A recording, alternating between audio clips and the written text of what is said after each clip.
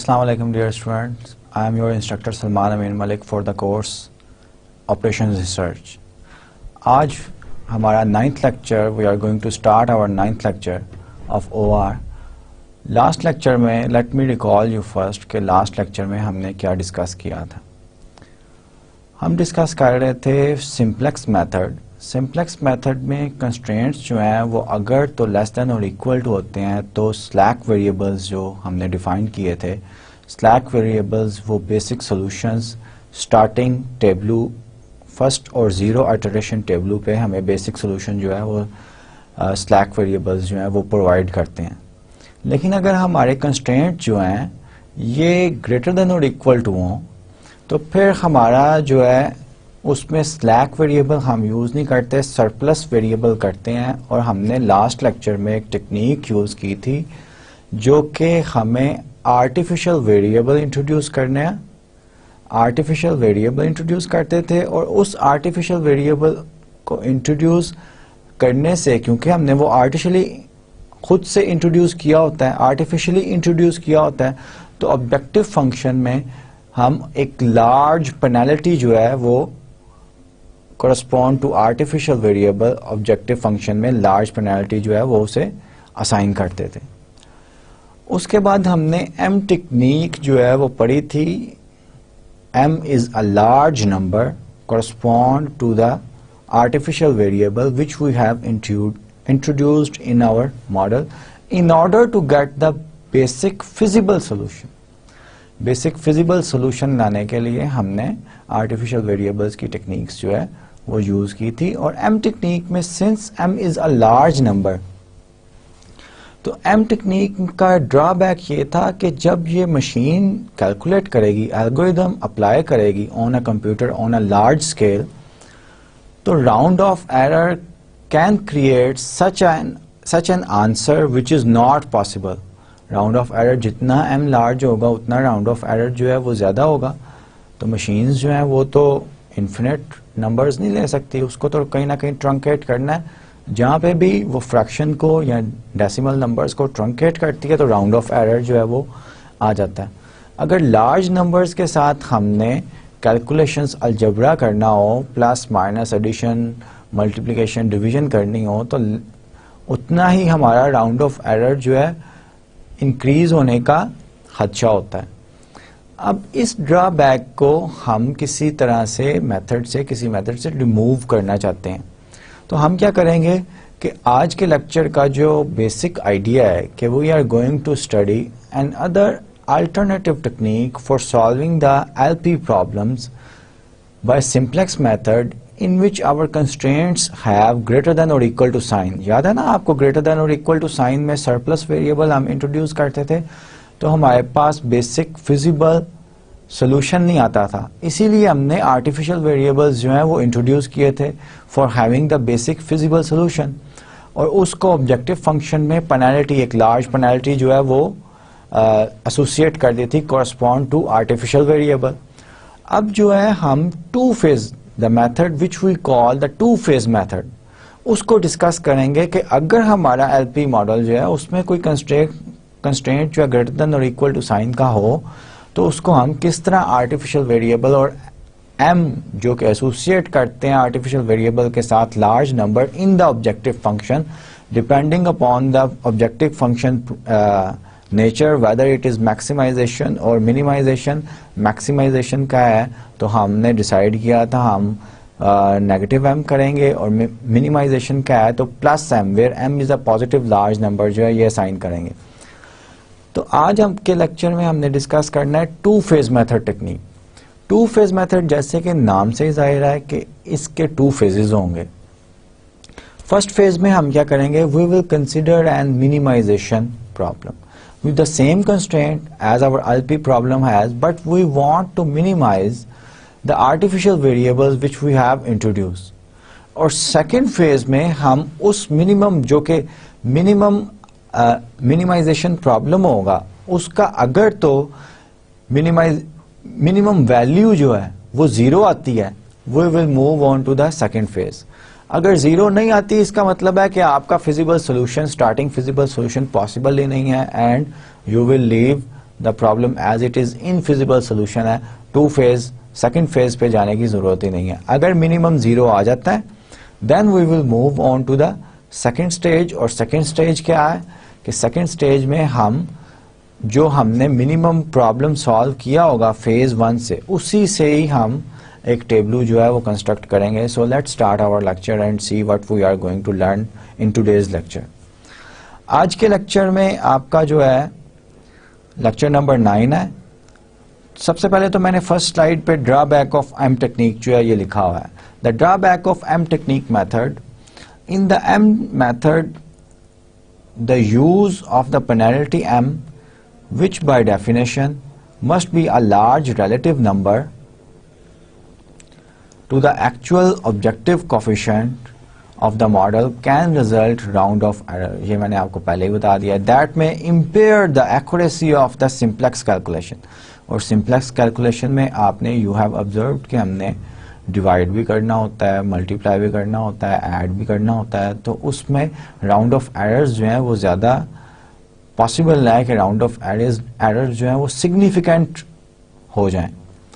तो two phase method जो है ये टेक्निक्स जो है ये एलिवेट करती हैं such type of problems round of errors के।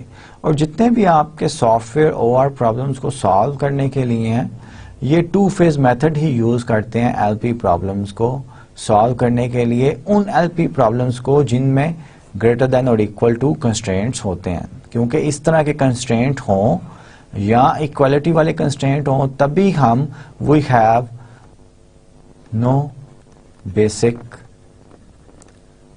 Feasible solution. ठीक है। As the name suggest the method solves the LP in two phases. The phase 1 attempts to find a starting basic feasible solution. ठीक है। And if one found, if we have the basic feasible solution, then we invoked phase 2 to solve the original problem। ठीक है। तो यही हम किया करेंगे। हम first of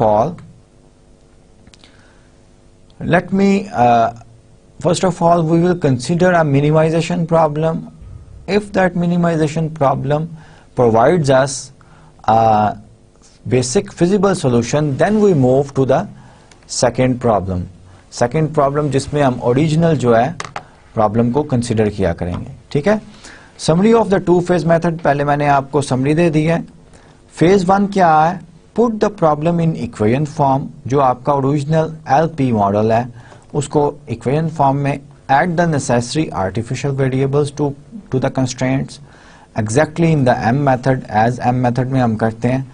to secure a starting basic solution. Basic solution यहां पे लिखा हुआ है, फिजिबल नहीं होगा, वो फिजिबल जरूरी नहीं हो, फिजिबल इनफैक्ट नहीं होता मोस्ट ऑफ द केसेस में।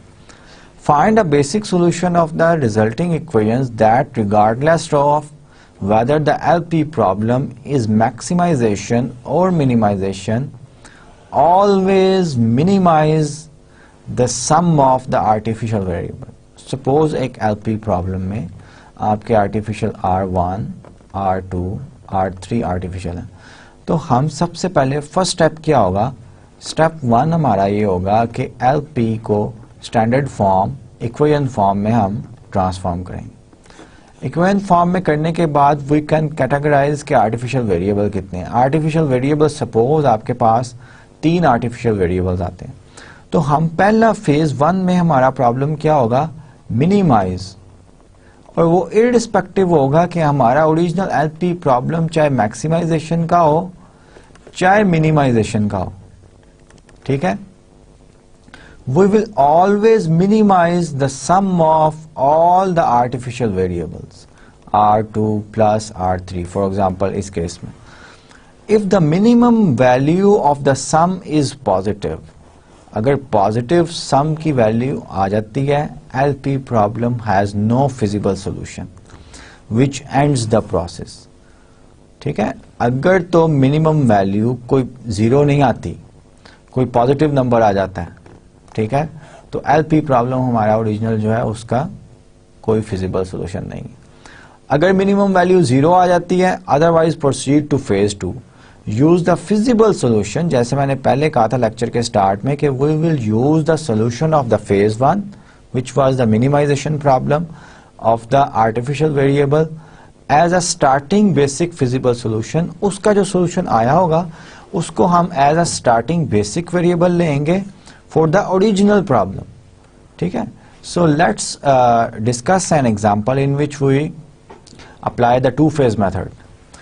So the problem was minimize z equals 4x1 plus x2, और हमने पहले कहा है कि whether the original LP problem is minimization or maximization, we will always consider phase 1 में minimization problem of the sum of the artificial variable subject to these constraints। अब ये पहला कंस्ट्रेंट जो है ये इक्वेशन में है, दूसरा कंस्ट्रेंट ग्रेटर देन इक्वल में है, और तीसरा कंस्ट्रेंट लेस देन इक्वल में है, और of course we will have the condition of non negativity. इसकी equation form, in other words standard form जो है वो आप इजीली लिख सकते हैं। वो क्या है, यहाँ पे इक्वल है तो आर्टिफिशियल वेरिएबल पहला मेरा इस इक्वेशन में आएगा R1। यहाँ पे पहले मेरा सरप्लस वेरिएबल आएगा जो कि लेट्स से मैं x3 कहता हूँ, देन मेरा आर्टिफिशियल वेरिएबल आएगा R2। यहाँ पे मेरा एक स्लैक वेरिएबल आएगा लेट्स से x4, और ये मेरी ग्रेटर देन इक्वल टू जो है ये इक्वल में कंडीशन चेंज हो जाएगी, और ये जो है इक्वल में ऑल्सो इक्वेशन में चेंज हो जाएगी। So we will have this problem जो कि मैंने यहाँ पे लिखा हुआ है। ठीक है, 3x1 plus x2 plus artificial variable equals 3, क्योंकि ये ऑलरेडी इक्वेशन थी।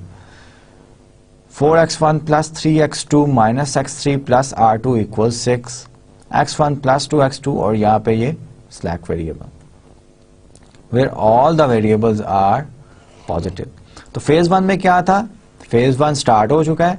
Minimise r equals sum of the two artificial variable, क्योंकि हमारे एलपी प्रॉब्लम में सिर्फ दो ही आर्टिफिशियल वेरिएबल हैं, R1 plus R2 subject to all these constraints, the same constraint as we have for the LP problem in the standard form, same constraints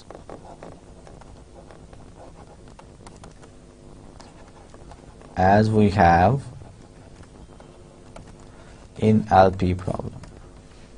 अब इसको मैंने solve करना है तो मैं इसका स्टार्टिंग टेबल बनाऊंगा।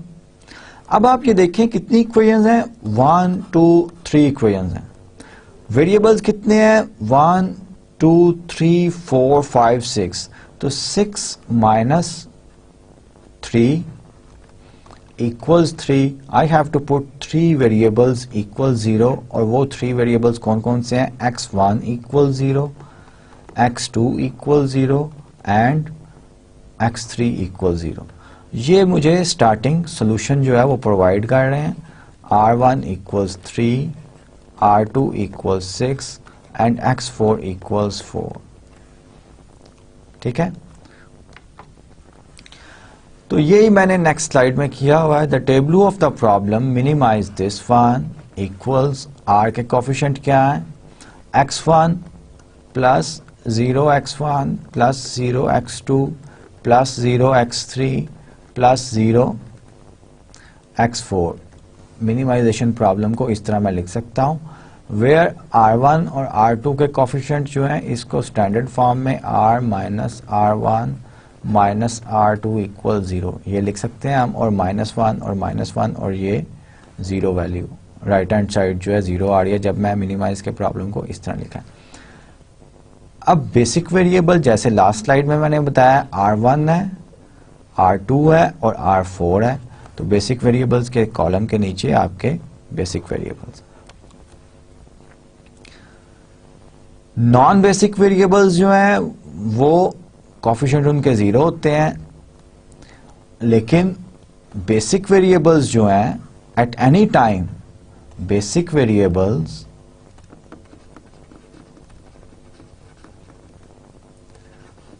Of simplex table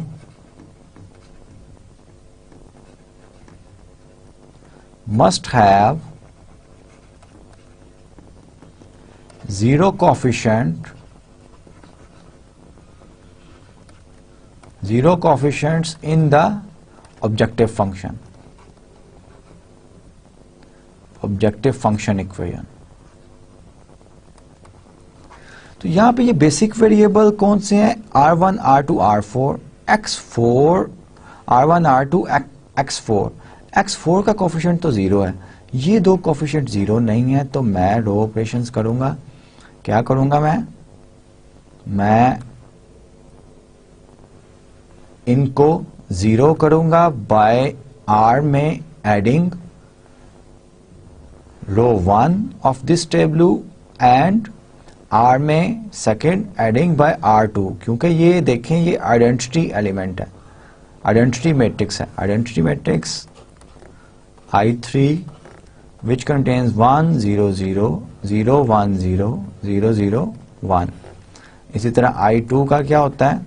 1 0 0 1। तो ये ऑपरेशंस मैं करूंगा। ये मैंने न्यू R रो इक्वल्स ओल्ड R रो जो कि ये है, 1 टाइम्स R1 रो जो कि ये है आपकी, ये इसको 0 कर देगा जब हम ऐड करेंगे। सिमिलरली R2 के कॉरस्पॉन्ड जो रो है, इसको जब R की ऑब्जेक्टिव फंक्शन की रो में ऐड करेंगे दैट विल आल्सो बिकम 0। तो ये रो ऑपरेशन जो मैंने लास्ट स्लाइड में भी एक्सप्लेन किया, इस रो ऑपरेशन को करने से हमारे R1 और R2 के coefficients in the objective function वो 0 हो जाते हैं, और स्टार्टिंग इटरेशन पे टेबल जो है उसमें basic variables R1, R2, X4 है, और R equation objective function equation में इनके कोफिशिएंट्स जो हैं वो 0 हैं। तो कंसिस्टेंट आपका ऑब्जेक्टिव फंक्शन जो है जाहिर बात है चेंज हो जाएगा, तो ये कंसिस्टेंट है। इसको लास्ट लेक्चर में हमने बोला था कि ये कंसिस्टेंट है, यहाँ इनकंसिस्टेंट है। पिछला टेबल जो था वो इनकंसिस्टेंट था, ये टेबल जो है कंसिस्टेंट है। अब मैं इस टेबल को मिनिमाइजेशन का अगर प्रॉब्लम है तो इसको entering variable optimality condition use करके और लिविंग वेरिएबल जो है वो मैं डिसाइड करूंगा। अब मुझे पता है कि मिनिमाइजेशन प्रॉब्लम में entering variable the most positive number जो है वो होता है। तो entering variable, my entering variable will B x1 and my leaving variable minimum ratio जो है x1 के कॉलम्स वाली ये वाले 3 डिवाइडेड बाय 3 1 होता है, 6 डिवाइडेड बाय 4 ये 1 पॉइंट समथिंग आएगा, और 1 divided by 1 equals 4 divided by 1 ये 4 आएगा। तो मिनिमम रेशियो हमारा ये बन रहा है। So R1 will leave in the first iteration, और ये आई होप के you can do it yourself. जब आप करेंगे तो ultimately the final table correspond to the optimal solution problem. ये ऑप्टिमल सॉल्यूशन प्रॉब्लम होगा जिसमें मिनिमाइज आपका आंसर 0 आ रहा है, और आपका जो है x1, x2 और x4 जो है ये बेसिक वेरिएबल्स हैं। बेसिक वेरिएबल्स का कोफिशिएंट जो है ऑब्जेक्टिव फंक्शन में वो 0 है, hence we don't have any inconsistency, whereas x1 equals 3 by 5 है, x2 equals 6 by 5 है, और x4 equals जो है वो 1 है। अब इसको मैंने लिखा हुआ है कि आप वेरीफाई भी कर सकते हैं। वेरीफाई किस तरह करेंगे कि ये जो वैल्यूज आ रही हैं बेसिक वेरिएबल्स की, ये वैल्यूज आप R के ऑब्जेक्टिव फंक्शन में डालें तो आपका आंसर जो है वो 0 आएगा। ठीक है, ऑब्जेक्टिव फंक्शन में जब हम डालेंगे तो आंसर 0 आएगा। You have to verify yourself. ठीक है, इसको वेरीफाई प्लीज जरूर कीजिएगा। इनफैक्ट R की ये इक्वेशन है -R1 R2 और -R1 R equals -R1 -R2 equal 0। ये ऑब्जेक्टिव फंक्शन इक्वेशन है। x1 की इक्वेशन जो है x1 plus 0 x2 plus 1 by 5 x3 plus 3 by 5 x4 minus 1 by 5 x R1, यहाँ पे ये R1 आएगा, यहाँ पे R2 आएगा, और यहाँ पे ये कोफिशिएंट जो है प्लस 0 x4 इक्वल्स 3 बाय 5। ये इस तरह रोज आप बना के यू कैन वेरीफाई योरसेल्फ कि ये जो है 0 ही मिनिमाइजेशन प्रॉब्लम है। अगर 0 मिनिमाइजेशन ना आती, कोई पॉजिटिव नंबर आ जाती, तो हम यहीं पे स्टॉप कर देते और हमारा कंक्लूजन क्या होता कि LP problem has no feasible solution.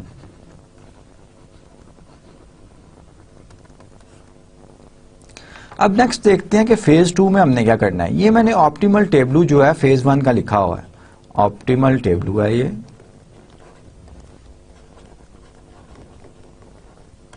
Of phase 1। Phase 2 में after deleting the artificial variable columns we write the original problem.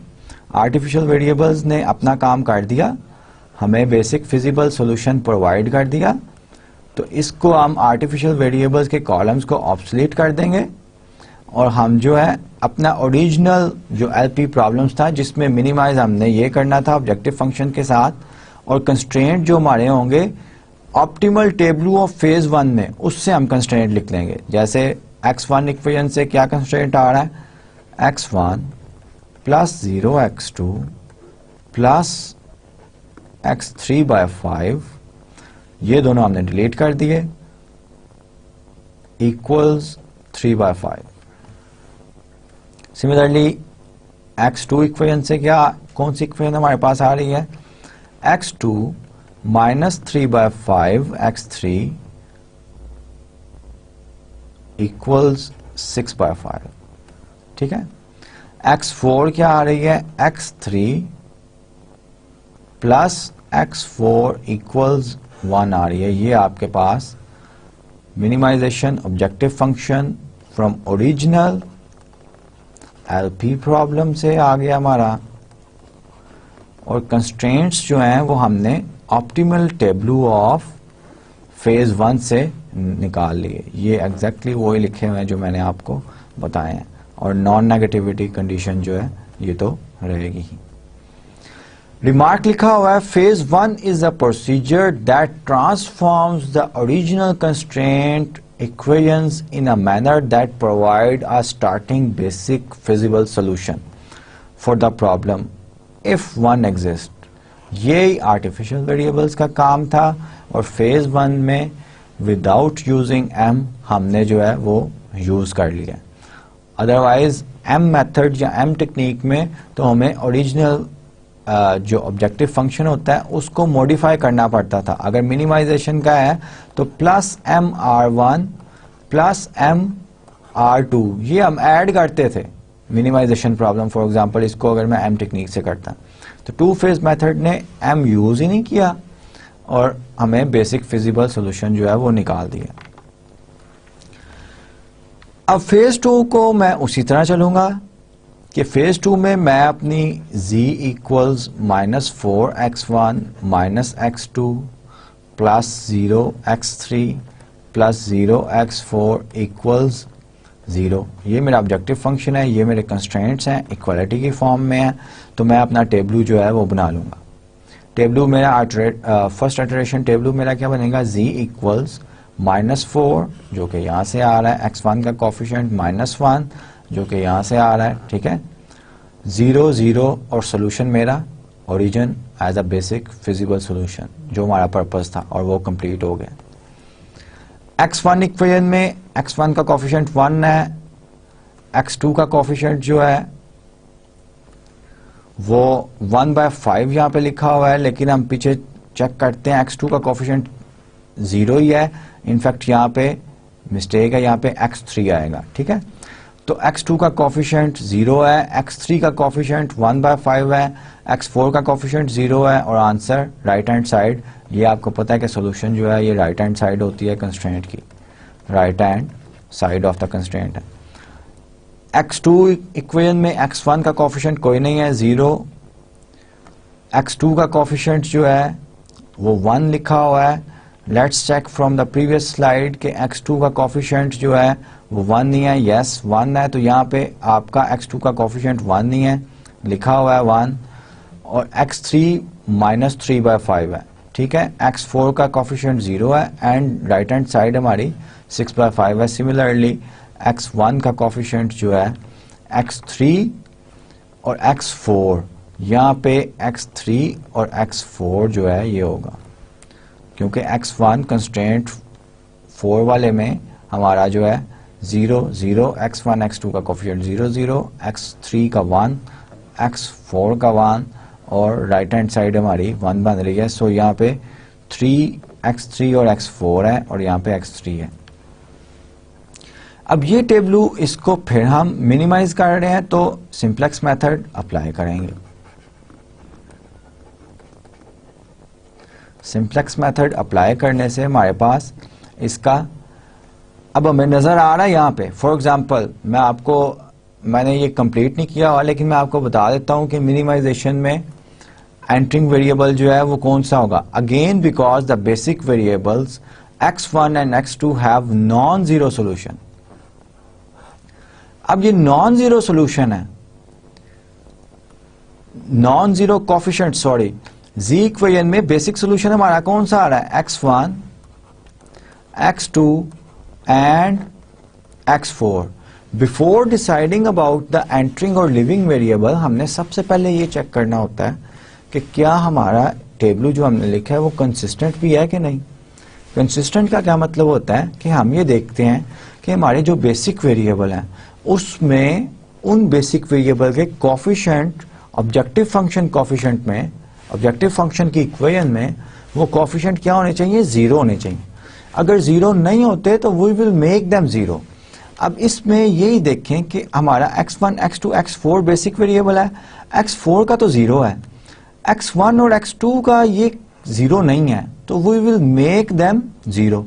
इनको जीरो करने के लिए मुझे क्या ऑपरेशन करना पड़ेगा कि z रो में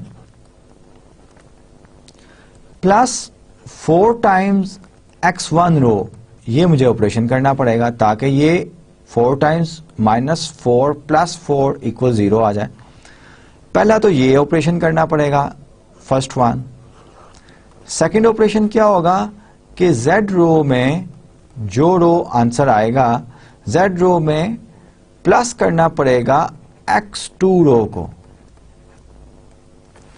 अब ये 1 -1 + 1 होके 0 यहां भी आ जाएगा, तो मेरा इनकंसिस्टेंसी जो थी वो रिमूव हो जाएगी and my table will be consistent. यही हमने यहाँ पे रो ऑपरेशन लिखा हुआ है, न्यू z रो इक्वल्स ओल्ड z रो प्लस 4 टाइम्स x1 रो प्लस 1 टाइम्स x2 रो। ठीक है, ये दोनों अलग अलग कर लें या इकट्ठा कर लें, इट्स द सेम थिंग। फिर आपका ये मैंने पहले ही जो स्टार्टिंग टेबल था वो लिखा हुआ है, न्यू इक्वेशंस जो है हमारी ये बनती है और अल्टीमेटली हमारा जो टेबल जो है कंसिस्टेंट टेबल जो है वो ये बनता है। इसमें बेसिक वेरिएबल्स के कोफिशिएंट्स आप देख लें 0 0, x1 का 0 है, x2 का 0 है, x4 का 0। So this is our consistent table in which the value of the z becomes 18/5. अब प्रॉब्लम था मिनिमाइजेशन का।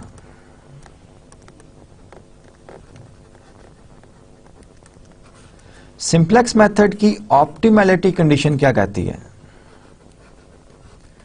ऑप्टिमैलिटी कंडीशन कहती है कि सॉल्यूशन आपका मिनिमाइजेशन प्रॉब्लम का ऑप्टिमल होगा if the coefficients in the z equations are all non zero और नेगेटिव हो या जीरो हो, और इसको हम क्या कहते हैं, नॉन पॉजिटिव कहते हैं। हमने लास्ट लेक्चर में नॉन पॉजिटिव होने चाहिए, means all the coefficient should be 0 or negative number। ठीक है, अब हम देख रहे हैं कि एक तो यहाँ पे इक्वेशन में, z इक्वेशन में एक ही कोफिशिएंट है नॉन जीरो, उसका 1/5 है विच इज पॉजिटिव। इसका मतलब है still we can improve the solution. So x3 will enter the solution by using the optimality condition. x3 will enter the solution. अब लिविंग वेरिएबल डिसाइड करना है तो स्मॉलेस्ट रेशियो वाला 3/5 मल्टीप्लाइड बाय 5, ये 3 आ रहा है, ये नेगेटिव आ रही है, और ये जो है 1 / 1 स्मॉलेस्ट रेशो, ये फिजिबिलिटी कंडीशन हमने सिंपलेक्स मेथड में पढ़ी हुई है कि फिजिबिलिटी कंडीशन क्या है कि जो आपका एंटरिंग वेरिएबल है उसके कोरस्पॉन्ड जो कॉलम आ रहा है उस वैल्यूज का और right hand side of your constraint उनकी रेशो लें, जो स्मॉलेस्ट रेशो होगी that will be leaving variable. और ये फिजिबिलिटी कंडीशन जो है वेदर मिनिमाइजेशन का प्रॉब्लम हो या मैक्सिमाइजेशन का प्रॉब्लम हो, ये सेम है फिजिबिलिटी कंडीशन जो है। तो हमारा मिनिमम वैल्यू जो है नेगेटिव जो है वो हम इग्नोर करते हैं। x2 के कोरस्पॉन्ड नेगेटिव वैल्यू आ रही है, x1 के कोरस्पॉन्ड 3 वैल्यू आ रही है और x4 के कोरस्पॉन्ड 1 रेशो आ रही है। तो our leaving variable will be x4। उसके बाद पिवट एलिमेंट हम डिसाइड करते हैं। Pivot element where the leaving variable की रो और एंटरिंग वेरिएबल का कॉलम इंटरसेक्ट कर रहा है, ये आपका पिवट एलिमेंट है। अब इस पिवट के ऊपर all elements we will make them 0 and by doing just one iteration you will reach at the optimal solution. ठीक है, आपके पास ऑप्टिमल सॉल्यूशन आ जाएगा। इनफैक्ट ये 0 हो जाएगा क्या रो ऑपरेशन करने से, 0 -1/5 टाइम्स x4 ने लीव कर देना है और यहाँ पे x3 रो आ जाएगी। x4 रो अगर मैं पुरानी ही रो लिखता हूँ तो x4 रो, ये 0 बन जाएगा। ये जो है आपका जो है ये 1 बन जाएगा और एक iteration x3 must enter the solution. Application of simplex method will produce the optimum in 1 iteration. एक इटरेशन में आपके पास ऑप्टिमम आ जाएगा। क्योंकि हम सब्ट्रैक्ट कर रहे हैं तो यहाँ पे -1/5 आएगा और ऑब्जेक्टिव फंक्शन वैल्यू भी जो चेंज होगी 18/5 -1/5 आ जाएगा। इसको सॉल्व कर लें, ये क्या बन जाएगा 17/5। This will be the objective optimal minimize value with these constraint. तो 2 फेज मेथड से हम इस तरह जो है सॉल्व किया करेंगे। ठीक है, remarks about the 2 phase method. 2 phase method के लिए कुछ रिमार्क्स जो हैं वो मैंने लिखे हुए हैं। The removal of artificial variables and their columns at the end of phase 1 can take place only when they are all non basic. अगर एक भी बेसिक वेरिएबल है तो हम रिमूव नहीं कर सकते। इनफैक्ट इसके फिजिक्स भी इंटरप्रिटेशन भी जो है वो भी डिस्कस करते हैं कि क्या क्यों नहीं रिमूव कर सकते। ठीक है, तो हमने रिमूव किया था ना जो फेज 1 में हमारे पास ऑप्टिमल टेबल जो minimization problem of sum of the artificial variables था, उसका अगर आपका मिनिमाइजेशन जो है 0 आती है फिर हम फेज 2 पे जाते हैं। और फेज 2 पे जाने से सबसे पहले मैंने क्या किया था कि आर्टिफिशियल वेरिएबल जो थे उनके कॉलम को डिलीट किया था, ऑब्सोलेट किया था और जो टेबल मेरे पास बचा था जो ओरिजिनल एलपी प्रॉब्लम का ऑब्जेक्टिव फंक्शन था वो ऑब्जेक्टिव फंक्शन लिया और कंस्ट्रेंट्स मैंने इक्वेशंस की फॉर्म में कंस्ट्रक्ट किए थे जो ऑप्टिमल टेबल था फेज 1 में। ठीक है, तो ये पहला रिमार्क तो यही कह रहा है कि अगर आपके आर्टिफिशियल वेरिएबल्स जो हैं वो बेसिक वेरिएबल ना हो, मीन्स के नॉन बेसिक वेरिएबल्स हों, तब हम उनके कॉलम्स जो है रिमूव कर सकते हैं। अगर एक भी आर्टिफिशियल वेरिएबल जो है वो बेसिक वेरिएबल बन रहा है तो तब हम रिमूव नहीं कर सकते। ठीक है, इन 1 or more artificial variables basic at 0 level at the end of phase 1, अगर एक या एक से ज्यादा आर्टिफिशियल वेरिएबल्स जो हैं वो बेसिक सॉल्यूशन में हों फेज 1 के ऑप्टिमल टेबल में, then the following additional step must be undertaken to remove them prior to start the phase 2। फिर क्या हमने करना चाहिए, फिर हमें रिमूव करना चाहिए वो आर्टिफिशियल वेरिएबल्स जो कि हमारे बेसिक सॉल्यूशन में हैं। फेज 2 में जाने से पहले उनको रिमूव करना चाहिए। उनको रिमूव किस तरह करेंगे वो ये यहाँ पे 2 स्टेप्स जो हैं वो दिए गए हैं। स्टेप 1 क्या है, स्टेप 1 में आप select a zero artificial variable to leave the basic solution. Zero artificial variable जो है सिलेक्ट कर लेंगे लीव करने के लिए बेसिक सॉल्यूशन को, and designate its row as the pivot row, उसकी पिवट रो बना लेंगे। The entering variable can be any non basic non artificial variable, क्योंकि मिनिमाइजेशन फेज 1 में तो मिनिमाइजेशन प्रॉब्लम में हमारा जो है वो तो ऑप्टिमल सॉल्यूशन आया होगा। मिनिमाइज जब हम करते हैं तो ऑप्टिमल सॉल्यूशन का क्या मतलब होता है कि ऑब्जेक्टिव फंक्शन की इक्वेशन में या तो तमाम वेरिएबल्स के कोफिशिएंट्स जो है वो जीरो होंगे या नेगेटिव होंगे, जिसको हम कहते हैं कि नॉन पॉजिटिव। अभी मैंने आपको पिछली स्लाइड में भी बताया था कि नॉन पॉजिटिव होना चाहिए। तो अब सबसे पहले तो अगर आर्टिफिशियल हमारा बेसिक सॉल्यूशन में छुपा हुआ है तो हम उस आर्टिफिशियल वेरिएबल को आइडेंटिफाई करेंगे, उसको लीव करवाएंगे, और हमारा entering variable could be any non basic non artificial variable, कोई भी हो सकता है, it doesn't matter, with a non zero positive और negative coefficient in the pivot row. लेकिन उसका ये कंडीशन है कि नॉन जीरो कोफिशिएंट होना चाहिए पिवट रो में। और पिवट रो किस तरह हमने डिफाइन की है, जो कि आर्टिफिशियल वेरिएबल लीव कर रहा है उसके कोरस्पॉन्ड जो रो है वो पिवट रो है। ठीक है।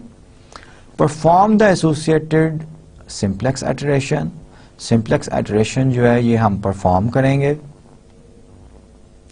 और स्टेप 2 क्या होगा, remove the column of just leaving artificial variable.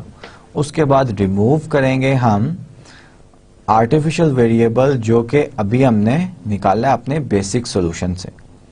If all the zero artificial variables have been removed, अगर तमाम zero artificial variables have been removed, go to the phase 2, otherwise go back to the phase step 1।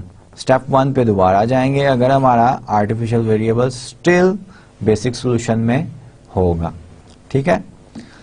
अब इन steps में logic क्या है? The logic behind step 1 is that the feasibility of the remaining basic variables will not be affected when a zero artificial variable is removed from the basic solution।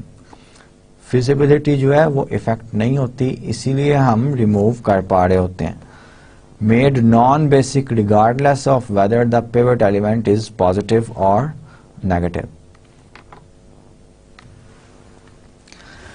अब ये जो है मैंने एक और प्रॉब्लम जो है ये लिया हुआ है और 2 फेज मेथड से इसको जो है हम सॉल्व करने की कोशिश करेंगे। We have the minimization problem of this one subject to these constraints। अब इन constraints को ये तो यहाँ पे मेरा स्लैक वेरिएबल आएगा प्लस x4 x3, इनफैक्ट यहाँ पे ये 2 है, यहाँ पे मेरा एक आर्टिफिशियल वेरिएबल आएगा प्लस R1 लेट से, यहाँ पे मेरा एक सरप्लस वेरिएबल सब्ट्रैक्ट पहले मुझे करना पड़ेगा। x3 मैंने यहाँ पे अगर डाला है ऐड किया है तो x4 माइनस x4 और एक आर्टिफिशियल वेरिएबल जो कि प्लस R1, और ये मेरा इक्वेशन में ट्रांसफॉर्म्स हो जाएंगे। So when I transform these constraints with respect to minimization this objective function, I got this problem। Plus x3 जो है ये स्लैक वेरिएबल है, R1 R2 जो है ये आर्टिफिशियल वेरिएबल है, और 2.766 और ये तमाम वेरिएबल्स जो हैं ये ग्रेटर देन 0 है। ठीक है। और ये जो मेरा है ये सरप्लस वेरिएबल है।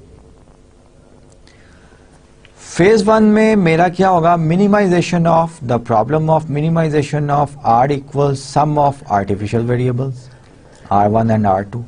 माय बेसिक टेबलू क्या होगा, इस R को मैं minus R1 minus R2 2 equal 0 ये लिखूंगा तो मेरा r की इक्वेशन जो है 0 0 0 -1 0 0 ये आ जाएगी। Point 3 x3 my basic variables क्या होंगे, x3 equals 2.7, r1 equals 6, r2 equals 6। These are my basic variables जैसे कि नजर आ रहा है। अब इन बेसिक वेरिएबल्स में r1 और r2 भी बेसिक वेरिएबल हैं और बेसिक वेरिएबल्स का coefficient in the objective function equation should be 0। यहाँ पे ये नॉन जीरो आ रहा, तो मैं क्या करूंगा, मैं r रो में प्लस करूंगा, क्या करूंगा प्लस r1 रो, ये ऐड होगा तो 0 हो जाएगा।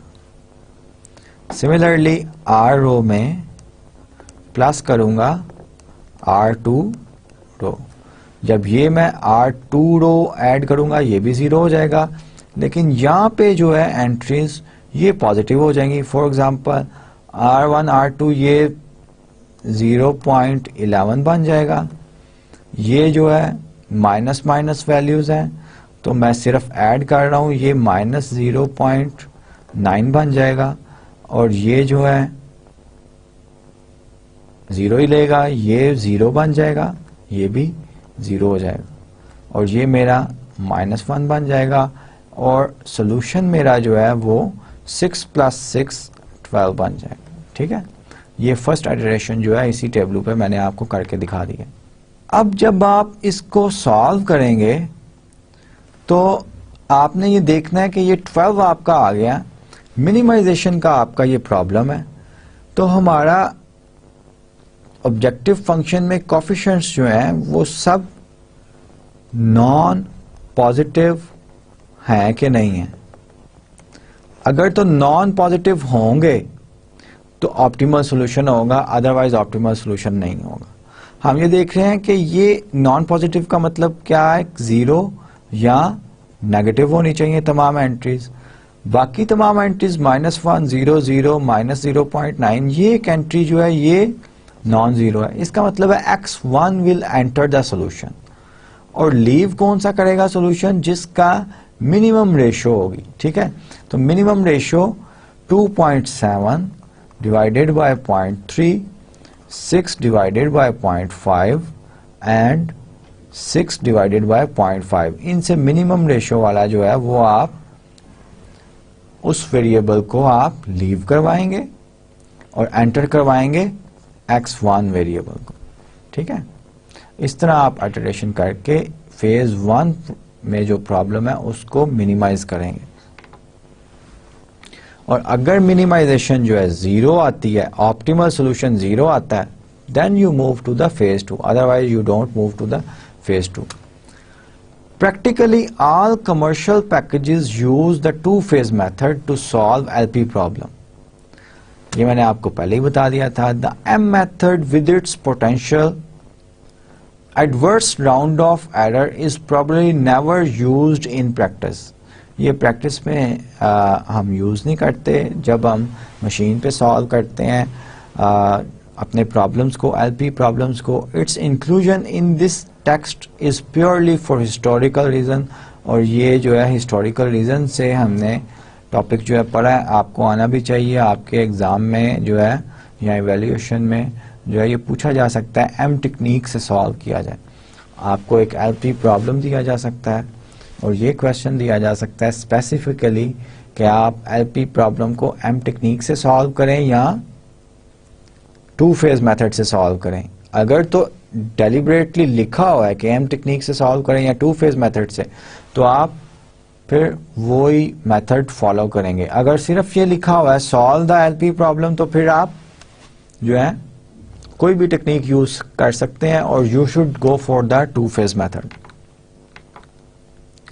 ठीक है जी, तो we are at the end of our lecture. लेकिन at the end of our lecture मैंने कुछ प्रैक्टिस प्रॉब्लम्स जो हैं वो भी लिखे हुए हैं, और let me tell you that कि ये जो प्रॉब्लम मैंने सेकंड प्रॉब्लम लिया है जिसका फेज 1 का सिर्फ टेबलू बनाया है और एक इटरेशन जो है वो मैंने इसी टेबलू के ऊपर आपको करके दिखाई है, इसको आपने खुद से सॉल्व करना है 2 फेज टेक्निक से, और उसके बाद ऑप्टिमल सोल्यूशन जो है ये निकालना है कि ऑप्टिमल सोल्यूशन जो है गिवन प्रॉब्लम का, जो कि मिनिमाइजेशन का प्रॉब्लम था, उसका एग्जिस्ट भी करता है कि नहीं करता। ठीक है, और याद रखिएगा कि ऑप्टिमल सोल्यूशन फेज 2 में ओरिजिनल एलपी प्रॉब्लम जो है वो हम कंसिडर करते हैं। अब ये कुछ प्रैक्टिस प्रॉब्लम है। प्रैक्टिस प्रॉब्लम्स को एक्सप्लेन करने से पहले मैं आपको ये एक्सप्लेन कर देता हूं कि 2 फेज मेथड टेक्निक इनफैक्ट हमने क्यों पढ़ी है और इसको अप्लाई करने का वे क्या है। 2 फेज मेथड टेक्निक हम और एम टेक्निक या एम मेथड जो है ये हमने इसलिए पढ़ा था कि हमारे पास basic feasible solution LP problems के नहीं आते थे। अगर हमारे पास बेसिक फिजिबल सॉल्यूशन नहीं आता तो हम सिंप्लेक्स मेथड जो है ये अप्लाई नहीं कर सकते। सिंप्लेक्स मेथड को अप्लाई करने के लिए हमने कोई ऐसी टेक्निक ढूंढनी थी जो कि हमें एक फिजिबल सॉल्यूशन दे, बेसिक फिजिबल सॉल्यूशन दे। ये प्रॉब्लम्स जो हैं किस तरह के कंस्ट्रेंट्स इन प्रॉब्लम्स में हो सकते हैं। इन प्रॉब्लम्स में इक्वालिटी वाले कंस्ट्रेंट्स हो सकते हैं, ग्रेटर देन और इक्वल वाले कंस्ट्रेंट्स हो सकते हैं, क्योंकि अगर all the constraints are of the type less than और इक्वल टू, तो हमें तो स्लैक वेरिएबल इंट्रोड्यूस करने पड़ेंगे, और स्लैक वेरिएबल्स हर कंस्ट्रेंट में जब हम इंट्रोड्यूस कर देते हैं तो स्लैक वेरिएबल हमें क्या करता है, बेसिक फिजिबल सॉल्यूशन जो है वो प्रोवाइड कर देता है। तो अगर तो आपके तमाम कंस्ट्रेंट्स जो हैं एलपी प्रॉब्लम में वो लेस देन और इक्वल टू वाले हैं, तो फिर तो आपको आर्टिफिशियल वेरिएबल्स यूज करने के जरूरत ही नहीं है। You will always have basic feasible solution which corresponds to your slacks, जितने भी स्लैक वेरिएबल आप इंट्रोड्यूस करेंगे।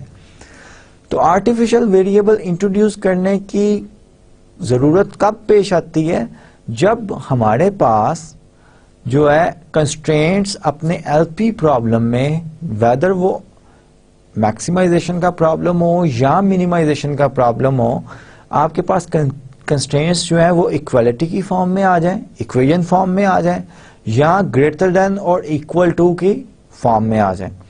जब इस तरह के कंस्ट्रेंट्स आते हैं तो हम उसमें आर्टिफिशियल वेरिएबल इंट्रोड्यूस करते हैं। फॉर एग्जांपल अगर एक इक्वेशन है तो आर्टिफिशियल वेरिएबल इंट्रोड्यूस करते हैं।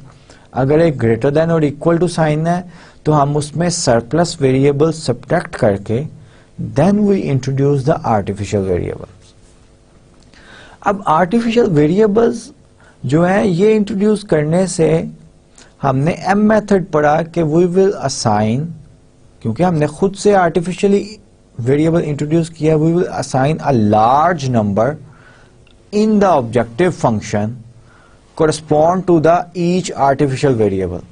अब अगर मैक्सिमाइजेशन का आपका प्रॉब्लम है तो आपका वो लार्ज नंबर m जिसको हमने नाम रखा था वो पॉजिटिव नंबर होता है, और ऑब्जेक्टिव फंक्शन में हम आर्टिफिशियल वेरिएबल का कोफिशिएंट जो है -m बना देते हैं।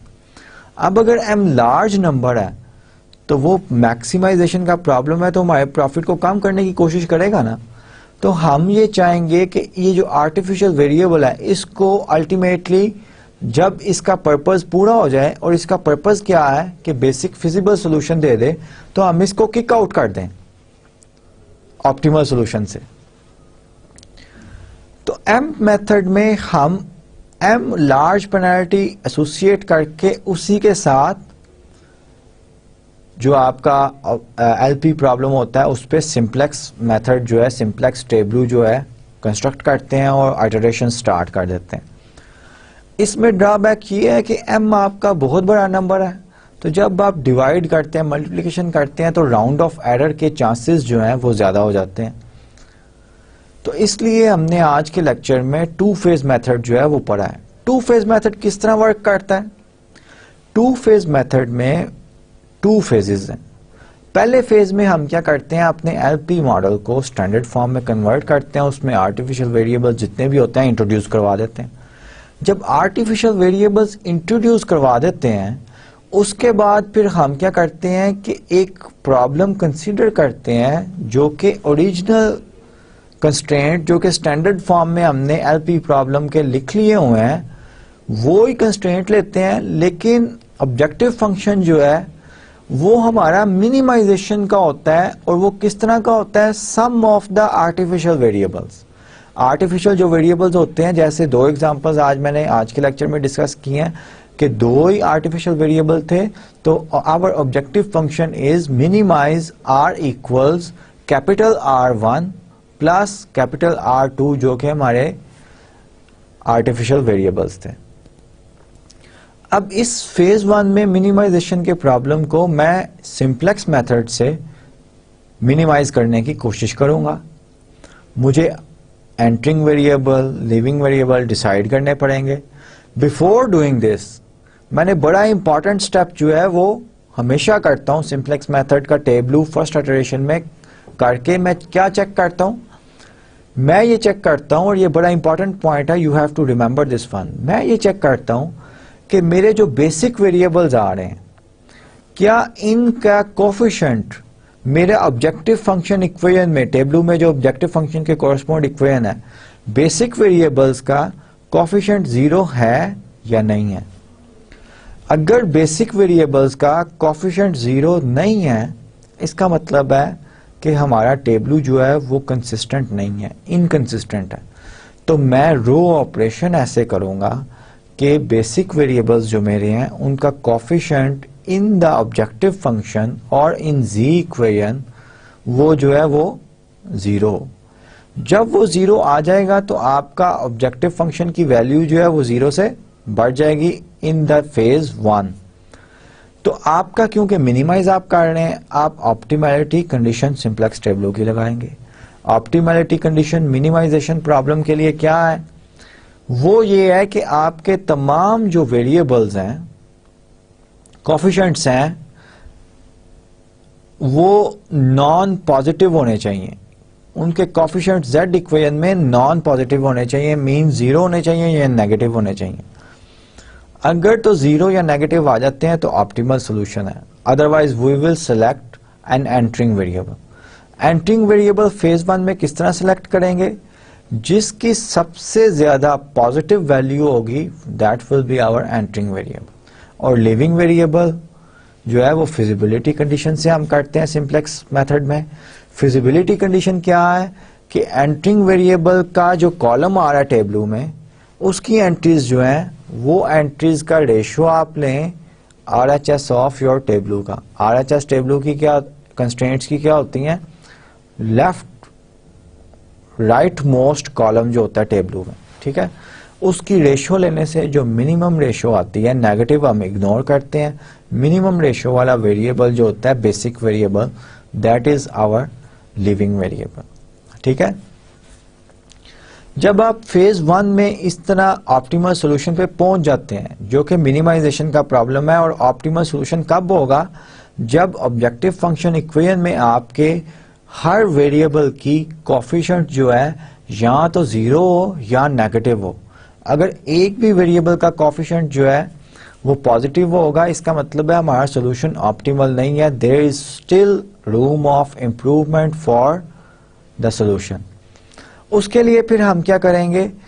हम देखेंगे फेज 2 में जाने से पहले कि हमारा मिनिमाइजेशन का जो प्रॉब्लम हमने फेज 1 में कंसीडर किया था उसका 0 ऑप्टिमल सॉल्यूशन आ रहा है कि नहीं आ रहा। अगर तो 0 ऑप्टिमल सॉल्यूशन आ रहा होगा, we will move to the next phase. और नेक्स्ट फेज क्या है?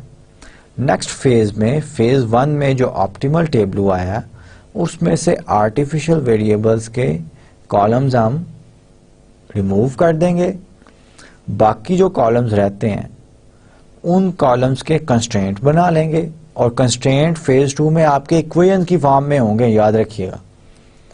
और ओरिजिनल जो हमारा एलपी प्रॉब्लम था जिसको हमने सॉल्व करना था उसका ऑब्जेक्टिव फंक्शन ले लेंगे।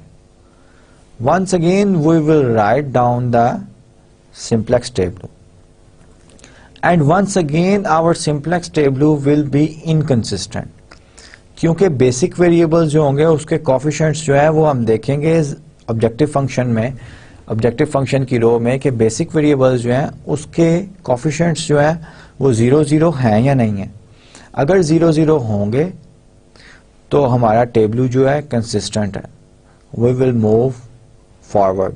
फॉरवर्ड किस तरह मूव करना है कि सिंप्लेक्स मेथड अप्लाई करेंगे, जिससे ऑप्टिमलिटी कंडीशन पहले लगाएंगे। ऑप्टिमलिटी कंडीशन लगाने से हमें एंटरिंग वेरिएबल का अगर कोई है तो पता चल जाएगा। फिर फिजिबिलिटी कंडीशन लगाएंगे। फिजिबिलिटी कंडीशन लगाने से हमें लिविंग वेरिएबल का पता चलेगा। Then we apply the Gauss Jordan elimination method over our simplex table. उसको हम ऑब्जेक्टिव फंक्शन जो ओरिजिनल एलपी का प्रॉब्लम था उसको सॉल्व करेंगे और ऑप्टिमल इस तरह प्रोसेस जो है इटरेशन स्टार्ट करते जाएंगे up till we reach at the optimal solution. तो टू फेज मेथड जो है इसका मैंने आपको एक्सप्लेन भी कर दिया एग्जांपल से और डिटेल जो है डिस्कस भी कर लिया आपके साथ। इसके जो मेरिट्स हैं और डीमेरिट्स ऑफ एम टेक्निक के ये भी आपको बता दिए। अब रिमूव करते हुए वेरिएबल्स जो हैं आपने एक बात की बड़ा इख्तियार करनी है। वो बात क्या है कि आप ये देखेंगे कि आपका जो बेसिक सॉल्यूशन बन रहा है, बेसिक वेरिएबल, बेसिक सॉल्यूशन में जो वेरिएबल्स आ रहे हैं उसमें कोई आर्टिफिशियल वेरिएबल तो नहीं है। अगर आर्टिफिशियल वेरिएबल होगा तो आप पहले उसे रिमूव करेंगे फ्रॉम द बेसिक सॉल्यूशन। और बिहाइंड द सीन आइडिया ये होता है कि अगर आपका आर्टिफिशियल वेरिएबल ऑप्टिमल टेबलू में फेज 1 के आ रहा हो, so we can remove that artificial variable without changing the nature of the optimality and feasibility of the phase 1 problem। ये आइडिया, इसी आइडिया के तहत हम जो आर्टिफिशियल वेरिएबल होगा उसको रिमूव करेंगे, पिवट रो डिसाइड करेंगे। पिवट रो में जो नॉन जीरो एलिमेंट होंगे, नॉन जीरो एलिमेंट के correspond non basic non artificial variables में से किसी भी वेरिएबल को हम सॉल्यूशन में एंटर करवा देंगे, क्योंकि हमारे सॉल्यूशन ने चेंज नहीं होना।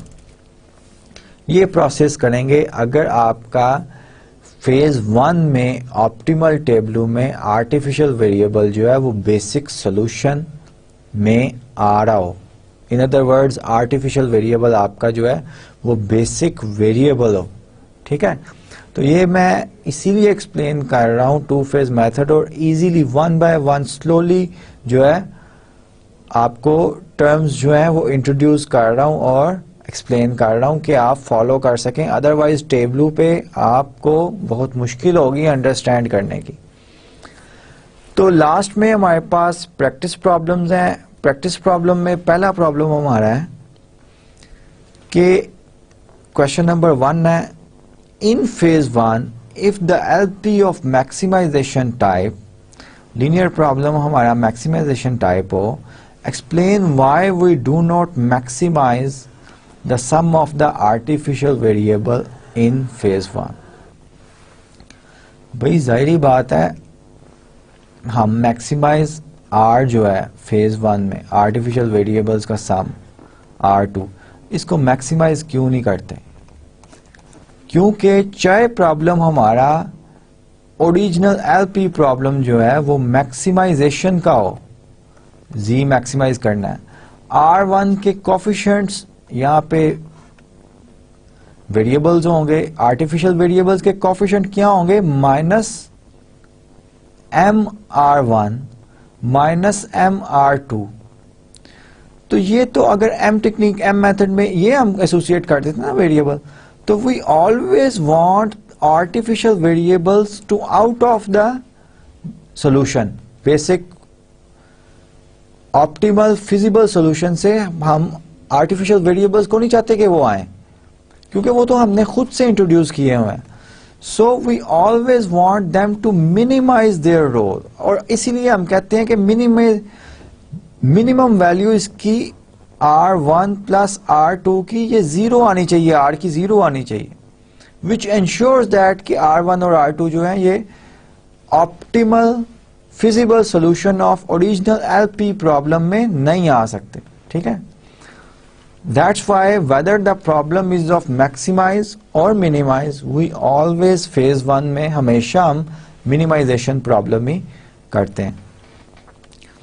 Question 2 है write phase 1 for the following problem and then solve maximize z equals 2x1 plus 5x2 subject to this one। अब सबसे पहले इसके तो स्टैंडर्ड फॉर्म लिखें। मैक्सिमाइज ऑब्जेक्टिव फंक्शन ऐसे ही रहेगा 3x1 plus 2x2 minus x3 surplus variable क्योंकि greater than equal to है प्लस r1 इक्वल्स 6। दूसरा 2x1 plus x2 plus x4 ये स्लैक वेरिएबल है इक्वल्स 2। तो फेज 2 में x1 x2 x1 x2 x3 x4 and r1 these are all are positive. तो phase 1 में मेरा प्रॉब्लम क्या बनेगा, phase 1 minimize r equals r1 subject to these constraints, ठीक है। तो आप टेबलू लिखेंगे, सबसे पहले रिमूव करेंगे inconsistency of the tableau. Basic solution क्या होगा आपका, r1 equals 6 and x4 equals 2।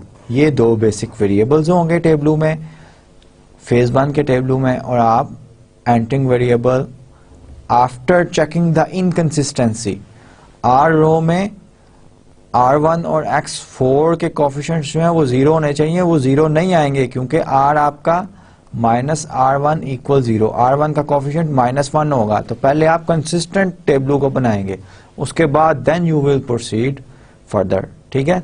And you have to complete the example which I have started in the lecture. और ये प्रैक्टिस प्रॉब्लम जो है इसको भी आप जो है कंप्लीट कीजिएगा योरसेल्फ और कोशिश कीजिएगा कि एक्सरसाइज में से भी आप कुछ प्रॉब्लम्स जो हैं वो कर सकें।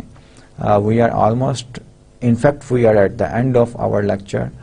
Till the next lecture, which will be the 10th lecture of OR, take very good care of yourself and your dear ones and other people around you. Allah Hafiz.